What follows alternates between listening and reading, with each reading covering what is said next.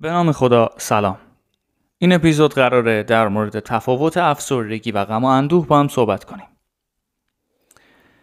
تشخیص افسردگی و غم و اندوه می تواند به فرد کمک کند تا بتواند به کمک یک روش مناسب مشکل خود را برطرف کند.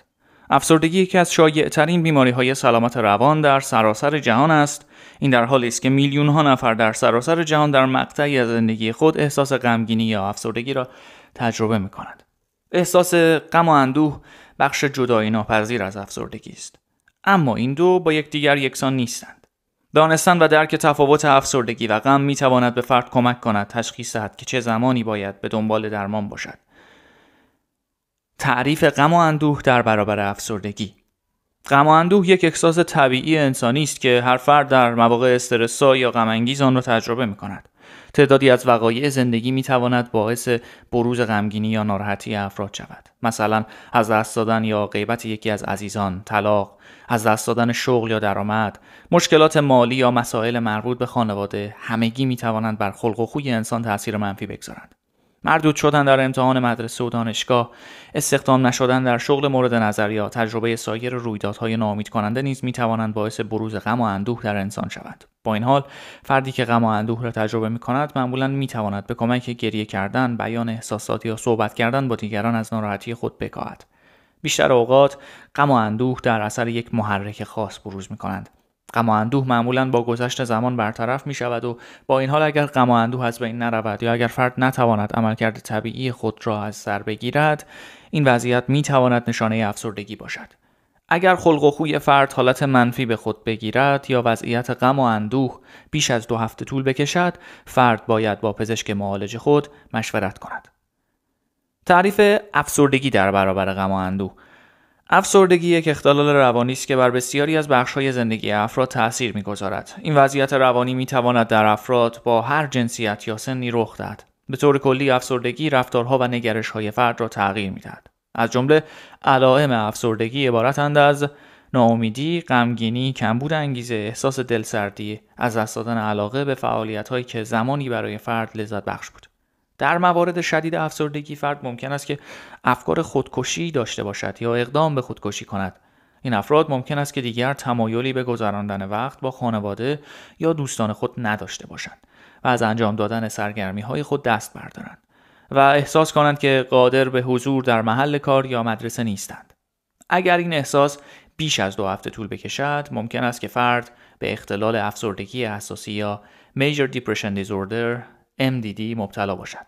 علائم MDD عبارتند از خستگی و کاهش انرژی، ناتوانی در تمرکز یا تصمیم گیری، احساس بی‌ارزشی یا احساس گناه بیش از حد، کاهش یا افزایش وزن به میزان قابل توجه و غیر عمدی، از دست دادن علاقه به فعالیت‌های معمول فرد برای مدت طولانی، افکار مکرر درباره مرگ، افکار خودکشی یا تلاش و برنامه‌ریزی برای خودکشی، بیخوابی یا افزایش مقدار خواب که بر برنامه‌های عادی زندگی فرد تأثیر می‌گذارد. خلق و خوی افسرده روزانه که بیشتر ساعات زندگی فرد تقریباً هر روز با نشانه‌های قابل توجهی از ناامیدی و غم و اندوه ادامه دارد. پزشک فردی را که 5 مورد است این علائم را برای بیش از 2 هفته تجربه کند، به جای تشخیص به عنوان یک تجربه طولانی غمگینی مبتلا به یک مشکل پزشکی در نظر می‌گیرد. برای تشخیص MDD پزشک باید علائم ایجاد شده را فقط به افسردگی و نه به تشخیص پزشکی دیگر مانند سوء مصرف مواد یا یک بیماری زمینه‌ای ارتباط دهد. برخلاف غم و اندوه، افسردگی می‌تواند باعث شود که فرد برای انجام امور روزمره خود نیز با مشکل روبرو شود. غم و اندوه تنها یکی از عناصر تشکیل دهنده افسردگی است. فرق افسردگی و غم و اندوه در گزینه درمانی.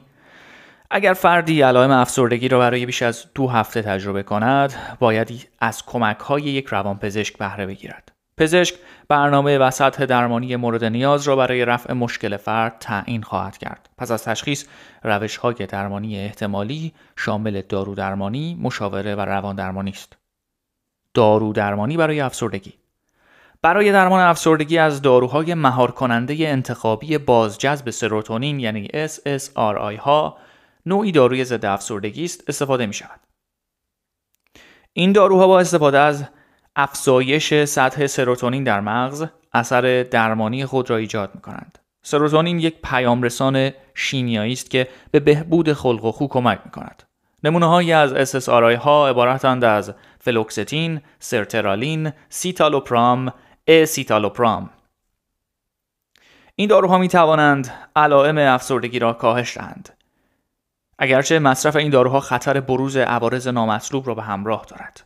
به عنوان مثال هنگامی که افراد برای اولین بار از داروهای ضد افسردگی استفاده می‌کنند، این داروها خطر بدتر شدن علائم را قبل از بهبود بیماری ایجاد می‌کنند.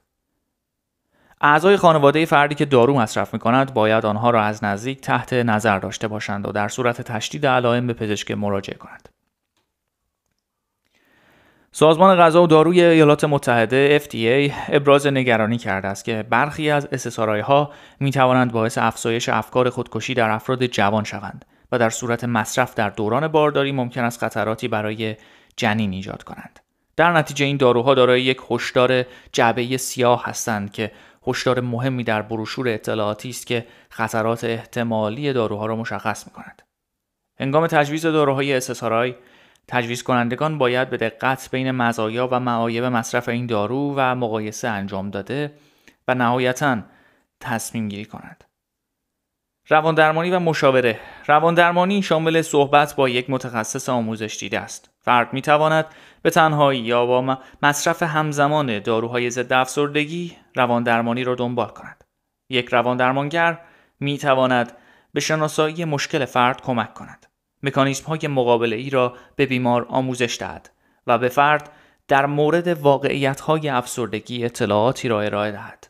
علاوه بر این، یک تیم پزشکی ممکن است فرد مبتلا به افسردگی شدید را به علت وجود خطر خودکشی یا عدم توانایی مراقبت از خود در بیمارستان بستری کند.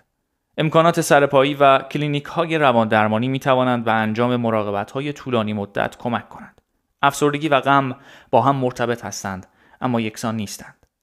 غم و اندوه احساسی است که همه افراد اغلب پس از رویدادهای استرس‌زا یا ناراحت کننده مربوط به زندگی آن را تجربه می‌کنند.